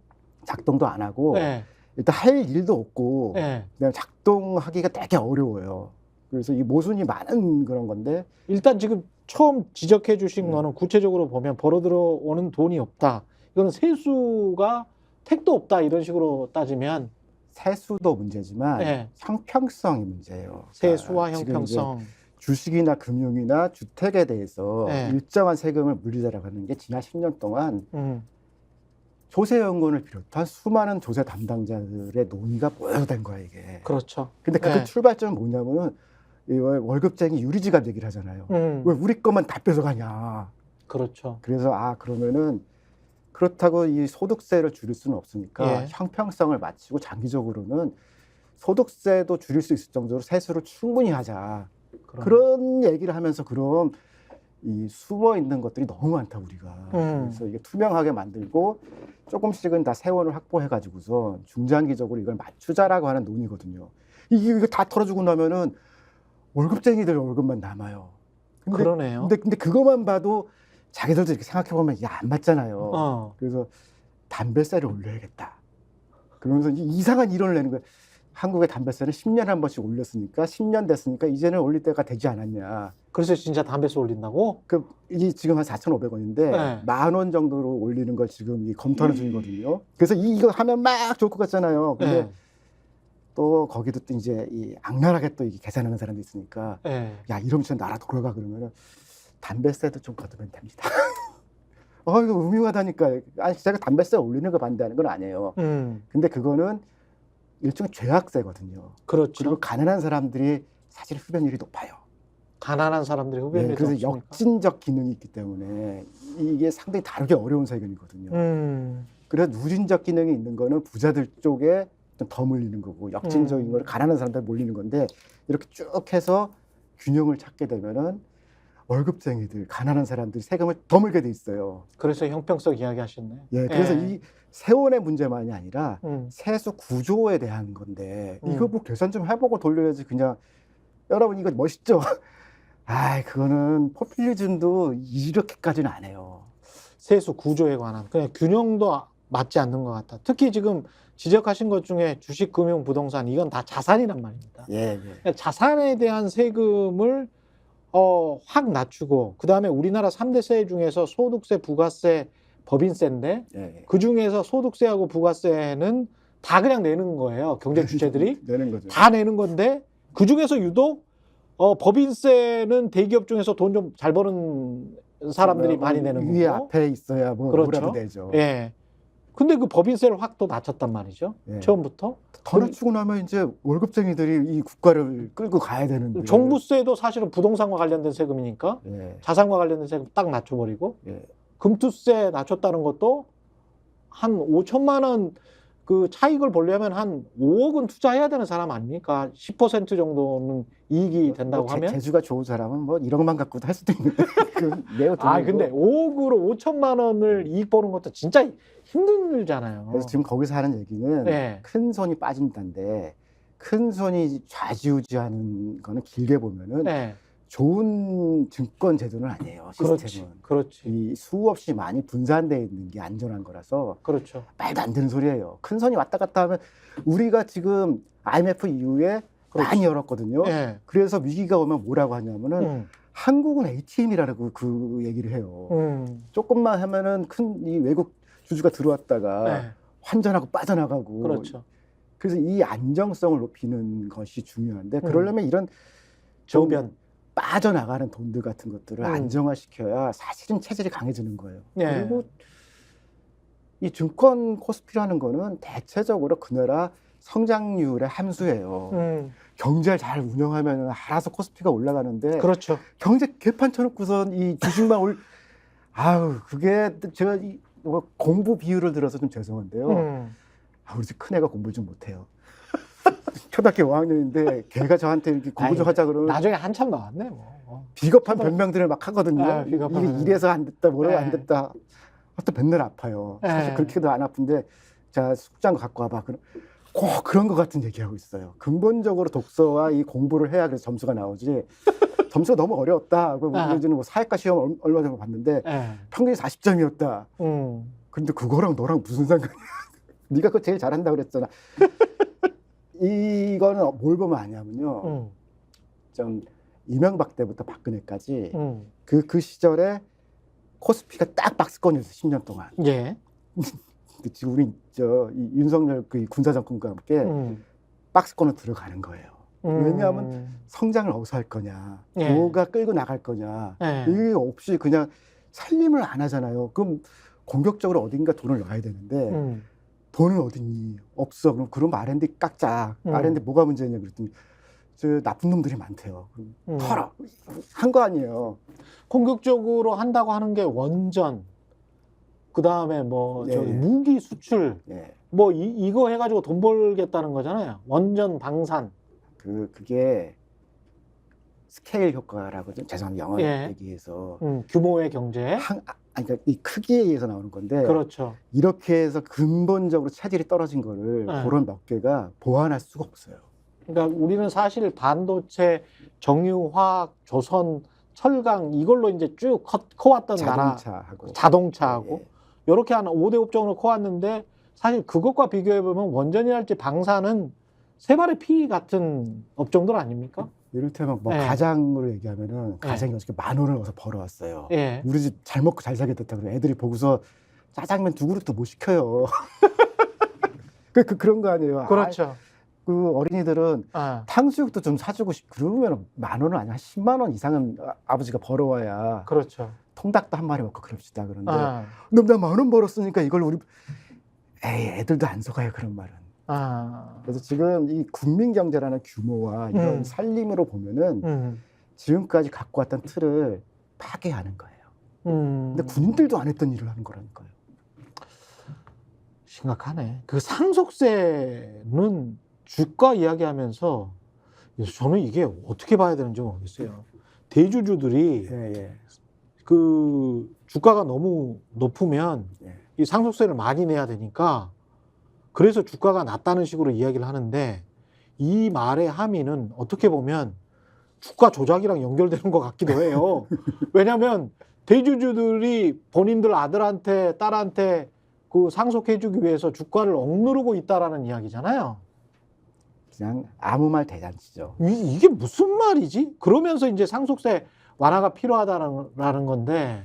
상속세를 네. 얘기를 해보면 제가 2022년 통계를 봤는데 네. 보통 우리는 상속세를 내는 사람은 7,8천 명 정도예요. 그 정도밖에 안 되죠. 10,000명도 안 되는데 가장 최근에 많이 높았던 한 18,000명 정도 돼요. 네. 근데 18,000명이 죽어서 상속세 대상이 되는 게 아니라 네. 뭐 배우자, 자식 이렇게 다 해서 네. 그렇거든요. 그러니까 실제로 그 자식은 5천만 원까지 상속세 빼주거든요. 그렇죠. 근데 그걸 빼줄 만한 사람도 다 해봐야 2만 명이 안 되는 거예요. 그죠? 네, 그러니까 낮추고 높이는 거 네. 2만 명도 안 되는 사람들에 대한 얘기를 지금 하면서 국민 경제가 문제라고 그거는 무슨 말인지 잘 모르겠다라는 거예요. 그렇죠. 그건 매우 특수한 것에 대한 거니까 네. 그거는 법인에 대해서 지금도 일정한 요건을 갖추면은 많이 빼주게 돼 있어요. 그러니까. 그래서 실효세율이라는 표현도 쓰고 그다음에 그렇죠. 이 회사를 넘길 때 독일 같은 데서 이제 써든 제도를 갖고 온 거거든요. 정비가 돼 있는 상태예요. 게다가 우리가 법으로 뭐 명목세율이 뭐 50%다 이런 이야기를 하지만 네. 지금 말씀하신 것처럼 실효세율뿐만이 아니고 이병철 회장 같은 경우도 사실 그 이건희 회장한테 네. 넘겨줄 때 한 170억 정도 냈더만요, 상속세를. 네. 그런데 삼성전자 주가는 막 올랐잖아. 그런 거랑 문제가 있다고 생각하는 사람들이 네. 한국에 10,000명도 안 되는데 네. 윤석열 대통령 주변에 있는 사람들은 그 10,000명도 안 되는 사람들이 다 이렇다라고 하는 거예요 지금. 국민 대부분하고는 아무 무관한 일이에요. 그렇죠. 그리고 그것 때문에 한국 경제가 문제가 된다. 네. 그거는 자기들끼리 기분 학상 같은 얘기를 기분 학상? 기분 학상 너무 세금 많이 내서 큰일 난 것 같다라고 네. 하는데 그 사람 달성이 너무 작아요. 그래서 그거는 제도적으로 그 소수에 해당되는 것들에 대해서 어떻게 빠져나가는 걸 막을 거냐, 혹은 이거는 국민경제에 대한 기여가 있으니까 그렇지. 이러한 조건을 해서 뭐 이렇게 뭐 공탁을 하도록 하든지 예. 이렇게 할 수 있거든요. 그럼 지금 다 정비되어 있는 얘기인데 상속세 너무 많이 낸다. 18,000명이 내는 거예요. 그러니까 우리가 아는 다주택자 다 포함하고 뭘 포함해도 이 숫자가 너무 작은 거예요. 그리고 주가 저평가 같은 경우도 지금 말씀하신 경제 성장률에 대한 함수다. 그게 가장 정확한 예. 함축적인 말씀인 것 같고, 게다가 우리나라 같은 경우에 이제 기업 지배 구조 가지고 문제가 많았지 않습니까? 많죠. 여전히 많죠. 아들한테 상속하기 위해서 갖은 짓을 다 했기 때문에 예. 그것 때문에 주가가 낮았고, 사실 뭐 조그마한 회사 어디 비상장 회사를 이쪽으로 상장시켜 가지고 또 이중 상장해서 그것 때문에 뭐 이쪽에 원래 상장돼 있었던, 지금 뭐 삼성물산이나 제일모직 케이스가 딱 그런 건데. 예. 그리고 현대글로비스 같은 경우, 현대차 같은 경우도 딱 그런 케이스 아닙니까? 내부자 거래 너무 많아가지고 예. 공정거래위원회는 뭐 하는 거야? 좀 해라. 그렇죠. 뭐 그런 게 이제 코리아 디스카운트의 주요 내용. 주요 원인이었죠. 사실 현대글로비스 아무것도 아닌 물류회사를 그 상장시키기 위해서, 그리고 정의선한테 그 다 넘겨주기 위해서 그렇게 키웠던 거 아니에요? 거기에 최근에 요거는 조금 다른 각도인데 예. 외국인 자금이 나가는 거는 이 한국에서 지금 뭐 이 금융 소득에 대해서 이런 게 아니라 북한 리스크가 지금 나가는 제일 큰 이유거든요. 이게 뭐 가짜 평화라고 얘기하는데 그렇죠. 그런 식으로 얘기하면 이건 가짜 경제예요. 그러네. 외국인들이 볼 때 지금 한반도가 미국 평가로는 50년 이후로 가장 위태롭다라는 거 아니에요. 그거는 이 북한의 거짓 공작이다. 예. 아니 외국인이 보기에 불안해. 그리고 돈을 빼고 있거든요. 예.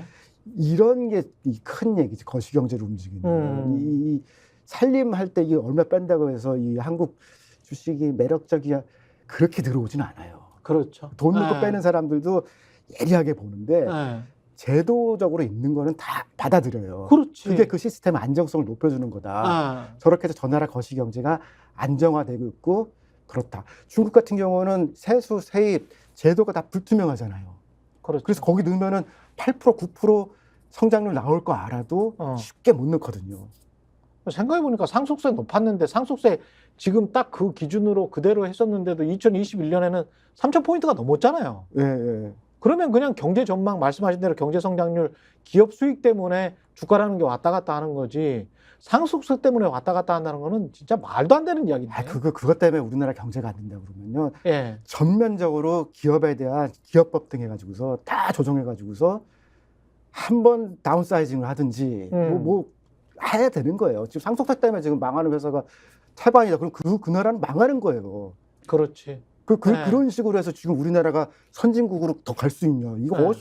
개도국 시절에 막 쓰던 그런 얘기들을 지금 갖고 와가지고서 예. 우리 세계 10위권인데 이거 이상하지 않냐고 막 빼는 거거든요. 예. 외국인들이 보면 뭘 하겠어요.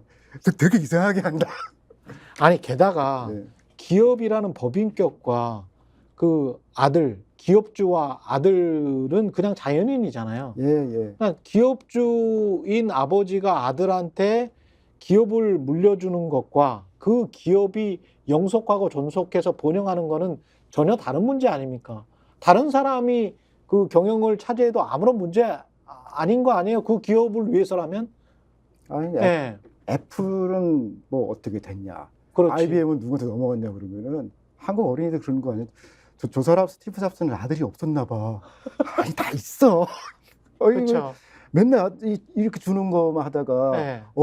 전혀 모르는 사람이 이제 CEO를 오니까 네. 아, 저 사람은 이제 자식이 없구나라고 초등학생 그랬다는 거 아니에요.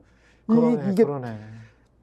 우리가 뭘 상식한 거예요 지금. 그 스티브 잡스는 그냥 팀 쿡한테 예. 넘겼지만 애플의 시가총액은 엄청나게 많이. 그래서 예. 그냥 잘하는 사람한테 그 일을 하게 하라. 그렇지. 이게 성경에 들어갔었어야 되는 거예요. 그렇죠.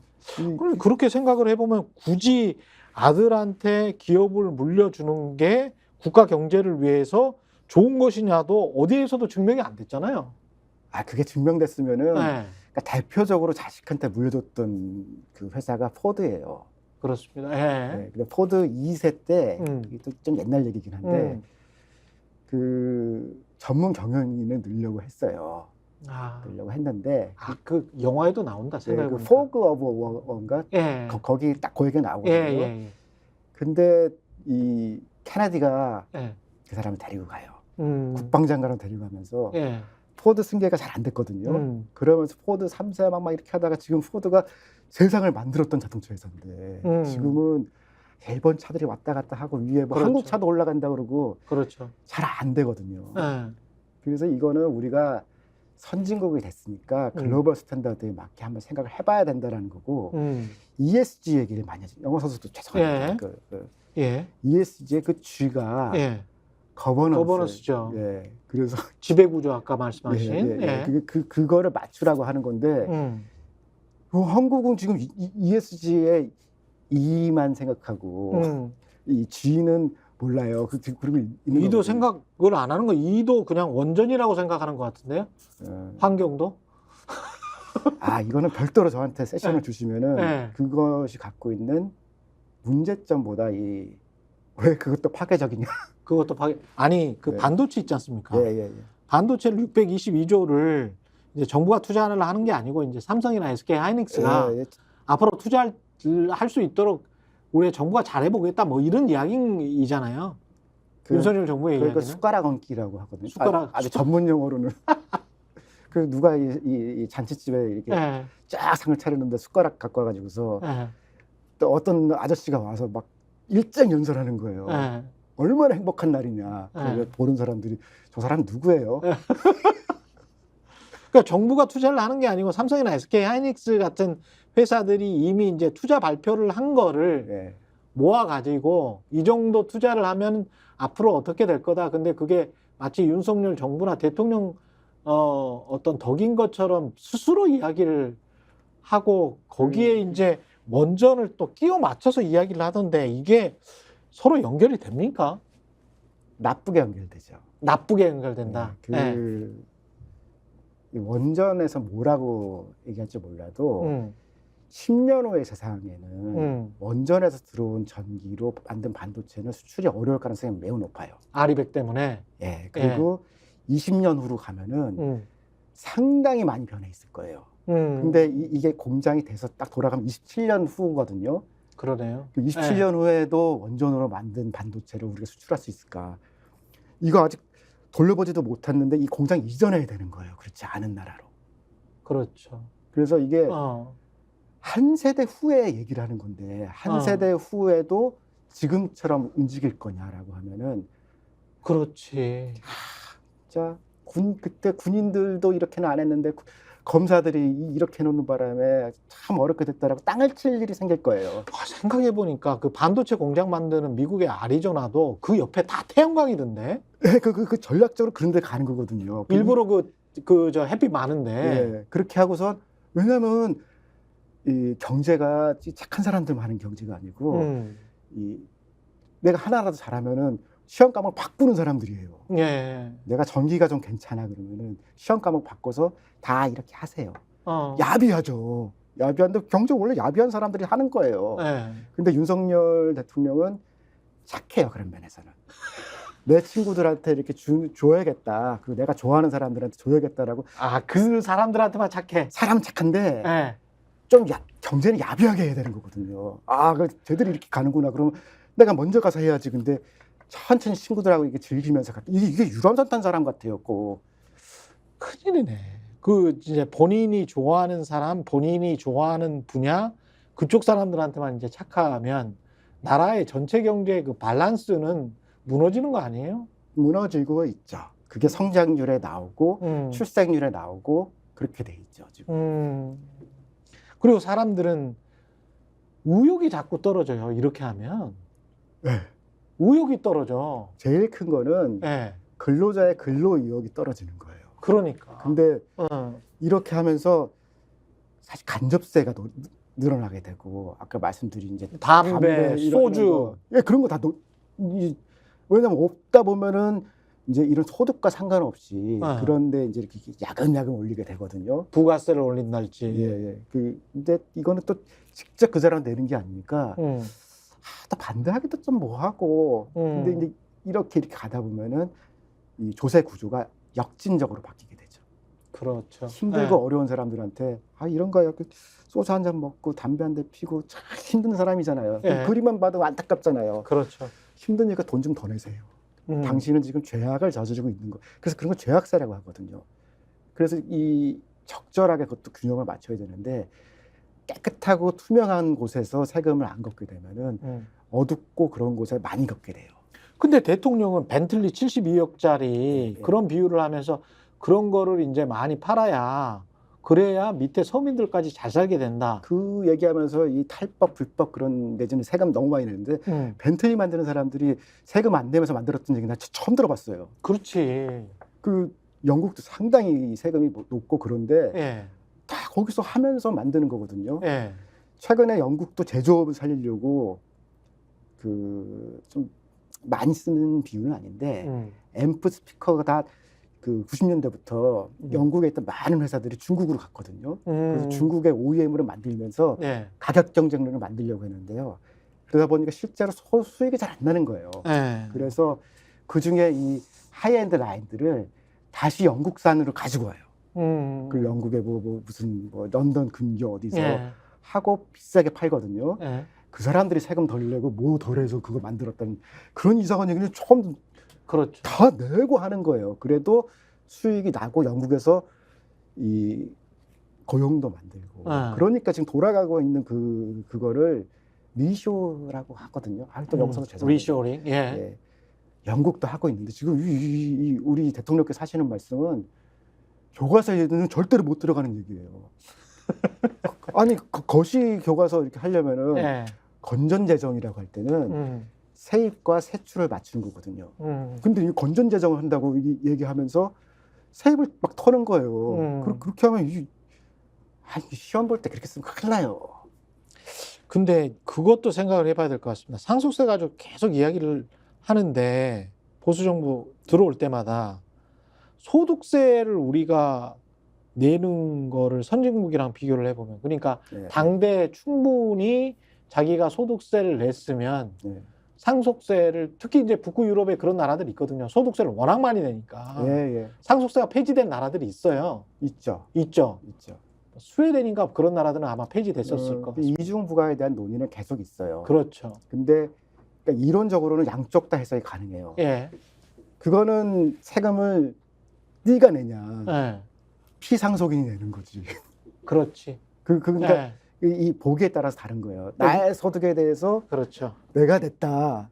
아니 근데 그 이름도 달라 유산취득세야 그거는. 예, 피상속인이 내면 그건 유산취득세지. 근데 우리의 상속세는 이 사람의 소득으로 잡혀서 그렇죠. 네가 예. 상속을 하고 내면은 그게 이론적으로 맞는데 피상속인으로 보면은 이 사람은 불로소득 아니냐. 그렇죠. 아버지가 집을 사는데 당신은 무슨 기여를 하셨어요? 무슨 소득세?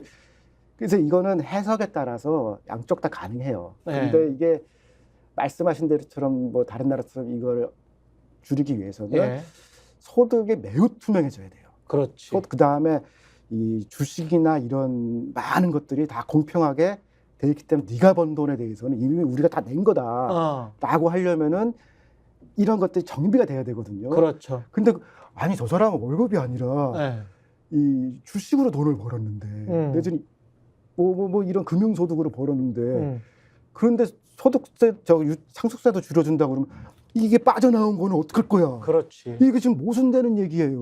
우리는 다른 나라들에 비해서 중부담 중복지 국가가 아니기 때문에 그 정도도 아니기 때문에 저부담 개판복지죠. 저부담 개판복지. 이제 예. 그 유승민이었죠. 유승민이 중부담 중복지. 예, 예. 한국 정치인 중에서는 가장 솔직했던 사람이에요. 그러니까. 인기는 모르겠지만 예. 충격받았어요. 중부담 중복지라도 하자라는 얘기를 할 때 이제 우리는 선진국이 되는 것 같다. 그러니까 보수 정치인들도 원래 세금 올리고 이렇게 하자는 것들이 대처 등장하기 전에 보수 쪽 공약이었어요. 그렇죠. 살리면 우리가 잘하는 거야. 뭐 처칠이 무슨 세금 깎아주고 그런 적 있나요? 근데 이제 대처가 나오면서 이제 흐름이 바뀐 건데 원래 보수의 회복 같은 거다. 그래서 이 앞으로는 한국이 진짜 선진국 되나 보다. 라고 했더니 진짜 나쁜 사람이라고 박근혜가 막 쳐버리더라고요. 이게 사실은 그쪽 방향으로 가야 그 상속세도 정말 줄여줄 수 있고 예, 예. 그런 건데 소득세랄지 이런 거는 제대로 안 내는 상황에서 그 다른 선진국들에 비해서는 그래도 상당히 낮게 내는 축이거든요, 우리가. 그런 뭐 지금 정도면은 예. 그냥 소득세율이 예. 이 누진이 되기 때문에 그냥 적다고 하기는 어려운데 음. 그래서 저는 좀 조정에 대한 것들은 예. 논의할 수 있다고 있다. 생각해요. 예. 예. 근데 이게 숫자가 지금 너무 적어요. 그리고 이제 일부에서 뭐라고 하냐면 그 부동산 가격이 최근에 막 급등했기 때문에 이제 앞으로 많이 낼 거다라고 얘기를 하거든요. 양도소득세 번호 이런 거? 아니 예. 아파트 가격 자체가 올라갔으니까 재산세는 다 깎아줬잖아요. 아니 근데 이 예. 아파트 자체가 비싸졌으니까 밀 거다. 예. 그래서 2022년 통계 제가 본 거예요. 네. 왜냐면 2022년 이미 다 올라간 걸 반영한 상태잖아요. 이미 올라간 걸 반영해서 봤더니 7, 8천 명 하다가 예. 많이 올라갔더니 18,000명까지 올라간 거예요. 아까 상속세 말씀하시는 거구나. 예. 근데 앞으로 상속세 대상자. 그러니까 피상속인이죠. 예. 내는 사람이 아직 2만 명도 안 돼요. 한 해. 예, 예. 2020 최근 자료라니까요. 그래서 이게 조절해 보는 걸 논의를 할 수는 있는데 이 18,000명에 대한 얘기이기 때문에 이게 시급한 거냐 지금 우리가. 그러네요. 한 해 사망하시는 분들의 숫자랑 한 비교를 30만 명 정도 돼요. 30만 명. 30만, 34만 뭐 그렇게 나오거든요. 아유, 그러면 한 2%, 3%? 그러면 이제 이런 얘기 하시죠. 아니 그거는 증여를 했다. 증여세도 볼 만큼 받죠. 근데 증여세가 그렇게 급증하진 않았고 그러니까 그 상상 속에 있는 거예요. 불법이다. 근데 한국은 다 현금에 관해서 완벽하게 추적이 되기 때문에 예. 부동산 이거 다 우리 실명제라서 어지간한 이 전문가도 빠지기 어려워요. 그리고 증여세로 빠졌다고 하더라도 증여세는 10년에 한 번씩만 해야 그렇죠. 이게 유효하거든요. 그렇죠. 그러면 어떤 할아버지가 자기 집이 큰 게 있는데 예. 30년 전에 미리 집을 팔아서 본인이 그거를 전세로 살면서 그 얘기를 자식한테 10년에 한 번씩 이렇게 쏴줬다고 할 때만 세금 싸지는 거거든요. 그렇게 훌륭하신 분은 어떻게 그걸 세금을 물리겠어요. 그렇지만 중산층이 다 그럴 거다. 그건 과도한 예상이죠. 주로 이제 근데 사실은 그분 살았던 지역 인근에 계신 분들은 그렇게 하는 경우를 가끔 봤습니다, 제가. 그러니까 예. 있어요. 있는데 예. 그렇게까지 열심히 사는 사람은 네. 국세청이 못 쫓아가요. 못 쫓아가죠. 예, 그거는 예. 세무사무소에서 절세 전략으로 그렇게 많이 컨설팅을 해주더라고요. 예, 근데 그렇게 해서 실제로 낮출 수 있는 세금이 엄청나냐 그러면은 그렇지. 전세로 사는 그 사람은 또 그거는 이자를 내잖아요. 그래서 총액으로 보면은 많이 줄이기 어려워요. 그러니까 이미 절세 전략이랄지 이런 것들을 통해서 이른바 한국 사회 부자들 한 10% 정도의 부자들은 충분히 다 빠져나갈 수 있는 구멍들이 있지 않아요? 합법적으로도. 이렇게 하면 되죠. 예. 조금씩 몇십 년 전에 예. 금을 사고 있다가 그렇지. 그것도 가능하고. 이렇게 되는데 예. 그것도 최근에는 죽기 10년 전 자료를 국세청에서 다 들여다봐요. 그러니까 완전히 그냥 이런 사람들의 이야기예요. 한 5%에서 10% 되는. 이 너무 이상해가지고서 네. 진짜로 옛날 자료를 다 보고 국세청 자료 다 봤는데 예. 상상 속에 있는 얘기지. 그냥 국가 경제랑은 별 상관도 없는 이야기. 아니 술 먹다 하는 얘기 같은 얘기를 지금 여기다 놓고서 우리나라가 하겠으니 이 사람들이 제정신인가 싶더라고요. 그리고 세수의 규모로 따졌을 때도 사실은 1, 2조밖에 안 되는 거 아닙니까? 상속세가? 예, 1년에? 크지 않아요. 크지 않죠. 예. 그러면 이게 그렇게 중요한가? 그러니까 1, 2조보다는 큰데 예. 그건 이제 워낙 위에 몇 사람들이 예. 팍팍 내는 나와서 거기 때문에. 예. 그렇죠. 삼성전자 같은 경우는 한 2조 정도 지금 그것 그래서- 때문에 이제 블락들이 했으니까. 그래서 그거는 상속세라는 틀보다는 예. 지금은 기업을 승계할 때 어떻게 할 거냐 다른 틀에서 얘기하는 거예요. 근데 가업 상속 제도는 여야가 합의해서 만들어 줬잖아요. 그거 다 있다니까 지금. 중소기업도 있고 중견기업도 있고. 예. 예. 그래서 상속세에서 거기 얘기할 게 아니고 예. 그거는 기업과 법인을 어떻게 승계시킬 거냐. 승계시켜줄 거냐. 다른 챕터에 있는 얘기를 거기서 갑자기 와가지고서 아니 아저씨 왜 이러세요? 여기서 다 지금 그때도 너무 이 혜택이 다 논 많았는데 지금 합의된 거거든요. 그러니까. 그래서 더 그건 정리된 얘기인데 그걸 여기 들어가가지고서 우리 기업들이 망해요.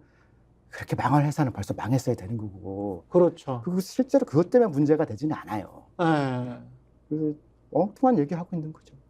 그렇죠. 중소기업과 중견기업의 그 가업을 승계한다는 조건이면 뭐 10년 이상 근무를 하고 어쩌고 저쩌고 해서 예. 그래서 뭐 매출 한 5천억 이상까지도 해주지 않았었습니까? 그때 5천억 이하인가? 훨씬 더 밑으로 내려와 있고요. 예. 그리고 이제 독일에서 독일은 제조업이 많고 작은 데가 많으니까 예. 독일도 한번 그런 걸 정비를 했어요. 그거는 예. 상속세 차원에서 하지 말고 우리 국가의 산업관리 차원에서 하자. 그렇지. 그래서 그걸 가지고 와서 우리도 다 했어요. 그러니까 이미 국회에서 이미 예. 다 했던 그리고 걸로 그것 때문에 기억하는데. 아직 문제가 있다 그러면은 예. 그럼 거기에 진수장벽을 좀 더 낮추거나 그렇죠. 저쪽 법을 가지고 와서 해야 되는데 예. 여기서 상속세 얘기를 하니까 예.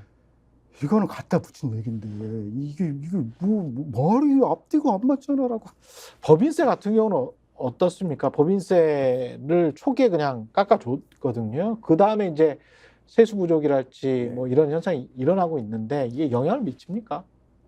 아무 영향 없죠. 아무 영향 없습니까? 아무 영향 없는 거 그거는 이제 레이건 때부터 이제 실증 경제학 하시는 분들이 수없이 했는데 일부 효과가 낮다고 생각하는 경우가 있지만 그때 다른 일들이 벌어져 가지고서 그 감세에 의한 경제 성장 효과가 약간 보였는데 사실은 검증 안 된다가 그렇겠죠. 약간 그것도 약간 기분하게 해요. 그냥 경제 상황에 따라서 그때그때 다 네, 다르니까. 그래서 일괄되게 얘기하기 어려운데 네. 관찰하기 어렵다. 그 법인세를 낮춰주면 투자가 는다. 늘 수도 있지만 는 적은 없다예요. 지금 뭐 기간이 워낙 짧아가지고 이걸 뭐 이게 효과 있다 없다 이렇게 단언하기는 힘들지만 지금 당장 나타난 걸로 봐서는 지금 뭐 워낙 세계 경제도 안 좋고 그래서 그런지는 모르겠습니다만은 법인세 깎아줘서 그게 국민들이 체감을 했다, 뭐 고용이 뭐 창출이 많이 되고 국민들이 살기 좋아졌다 이런 느낌은 전혀 없거든요. 그게 정치 효과 얘기를 하면서 좀 죄송하긴 한데요. 예. 국지전도 있고 인플레이션도 있고 세계적으로 어려웠다. 그럼 일본은 그렇지. 그렇지. 일본은 지금 이제 일본 왜 이렇게 주식시장 좋아? 잃어버린 20년에서 나온다. 예. 막 그러잖아요. 그래서 이게 우리 다 힘든 거다. 예. 그럼 일본은 어떻게 됐냐? 이게 비교해 보면은 아마 정상적으로 경제 운영한 뒤에 한국 경제 성장률이 일본은 역전된 게 처음일 거예요. 예. 맞습니다.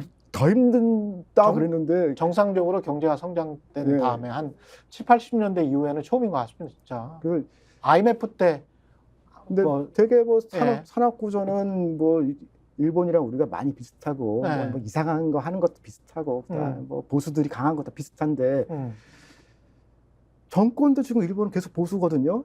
근데 이 일본은 이 위기에 전환을 해서 어쨌든 지금 상당한 성과를 보였는데 우리는 왜 이래?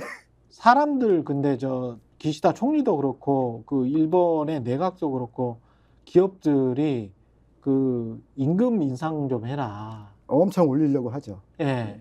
그렇게 해야 뭐 소득이 증대돼야 소비가 증진되고 그렇게 하면서 일본 경제가 연착륙할 수 있다. 디플레이션에서 빠져나올 수 있다. 그게 좀 먹힌 거 아니에요? 지금 일본이? 엔화 관련돼 있는 이제 여러 것들이 종합적인 거고. 엔화가 워낙 가치가 낮아져서. 예. 막 떨어뜨린 것도 있고 그다음에 우리와는 다르게 그 마이너스 금리를 계속 유지했죠. 네, 그래서 이거는 이제 논쟁이 있어요. 저 후에도 일본이 이 인플레이션 국면에서 버틸 수 있느냐.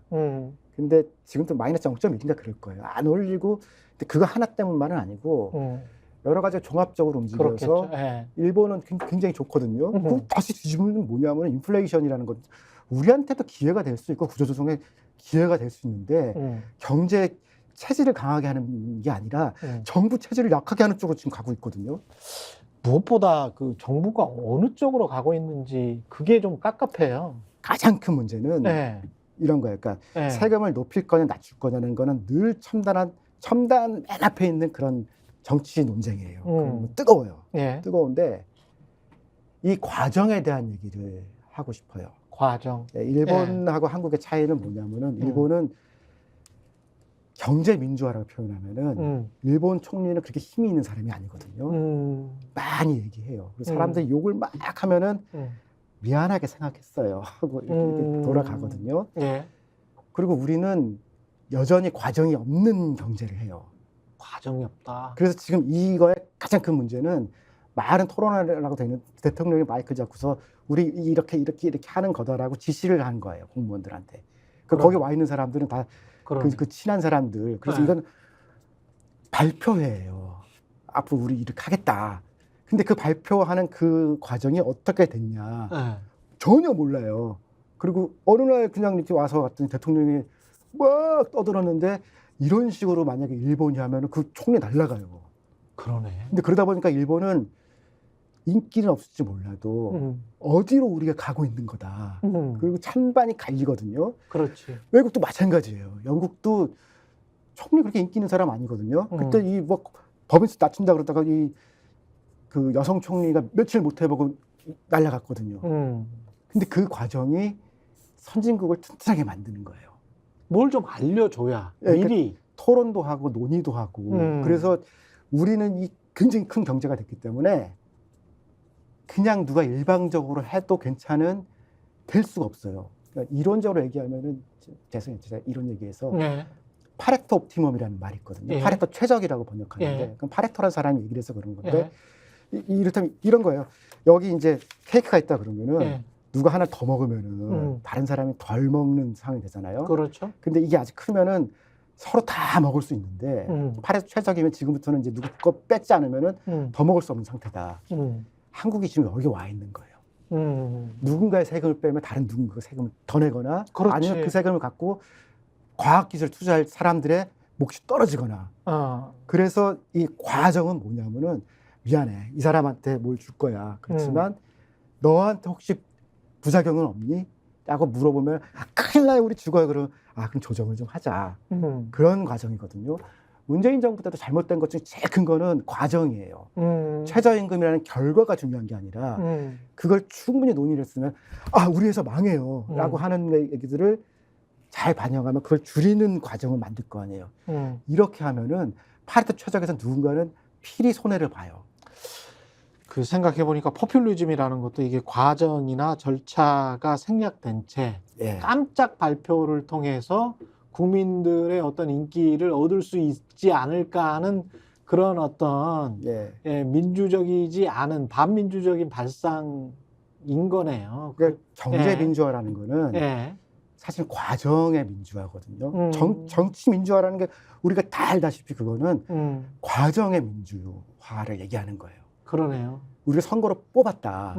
뽑은 사람이 좋냐 나쁘냐가 아니라 뽑는 과정의 민주주의라는 거거든요. 그러네요. 근데 경제도 마찬가지라 이거죠. 그래서 이 검사 정권의 가장 큰 거는 뭐가 잘못됐다는 것보다도 그 잘못되는 과정이 뭐냐. 그러네요. 밀실에서 어느 날 술 먹다 같이 지네끼리 결정했다. 이런 게 말이 안 되는 거는 그렇게 해서는 이 큰 경제가 예. 작동 못 한다는 거예요. 근데 어떻게 해서 이런 말이 나오게 됐는지를 모르는 게 문제네. 네. 그러니까 이게 공론장에 들어오고 논의를 많이 하잖아요. 네. 그러면은 아무리 약법도 결과적으로는 개선되는 방안을 만들 수 있어요. 그래서 경제라는 건 정답이 있지 않거든요. 그렇지. 못 살 때는 정답이 있죠. 무조건 열심히 일하고 수입하면 돼. 그리고 수출 늘리고. 그러니까 지금은 다 부작용이 있어요. 아무리 좋은 정책이라도 부작용이 있는데. 대통령이 이런 말을 함으로써 정치적으로 총선에서 어떤 이득을 어떤 층으로부터 얻을 것이다. 그러면 야권은 어떻게 분열될 것이고 그러면서 본인은 어떤 매개의 역할을 하면서 선거를 이렇게 이끌어 갈 거다라는 어떤 정치적인 계산이나 속셈도 안에 있을지도 모르겠습니다. 있는데 예. 그 계산이 맞냐. 그 계산이 맞는지 틀리는지는 네. 모르겠지만 네. 예. 그러니까 정치라는 거는 안타깝네. 다 그런 고려하는 거예요. 정치도 고려하는데 과연 이렇게 하면은 그럼 뭐 국민의힘이 이 그대로 한가?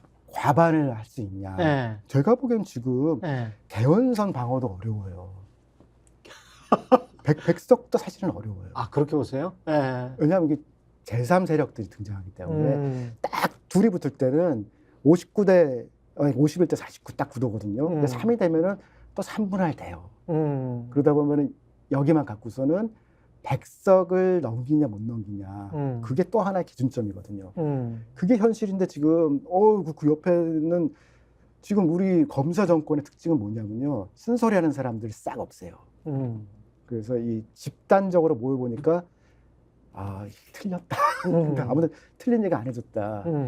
그게 이 케네디 때 아주 큰 문제가 됐었거든요. 케네디 때 쿠바를 그냥 쿠바 사람들한테 쿠데타를 시키기 위해서 해안을 침투를 해라. 예. 침투하기 전에 다 준비하고 있다가 막 거의 몰살 가까운 일이 벌어지거든요. 그랬죠. 맞습니다. 예. 케네디 최대 오점이고 그래요. 네. 그래요. 근데 케네디 주변에 왜 아무도 이거 터무니없다는 얘기를 안 했냐. 그랬더니 케네디 퀴즈만 있었다 그때.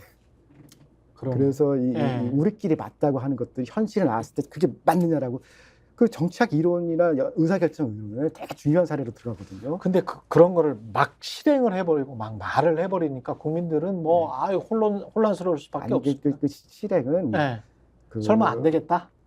안 될 것이다? 우리나라 입법, 사법, 행정이 이렇게 분할돼 있고 그래서 실행은 안 돼요. 이게 실행이 된다 그러면 저라도 가서 1인 시위하고 그래야죠. 이게 나라 망한다. 근데 말만 하고 이게 사실 끝날 가능성이 높아서 포퓰리즘을 하고 싶은 건 알겠는데 그것도 유효한 트럼프쯤 돼야 실제로 그걸 했지. 할 수도 없는 거야 이게.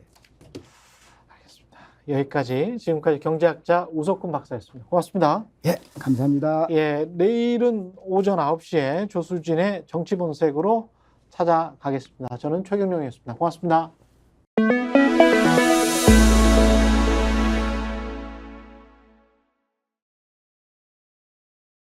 너무 제가 홍보를 정치본색.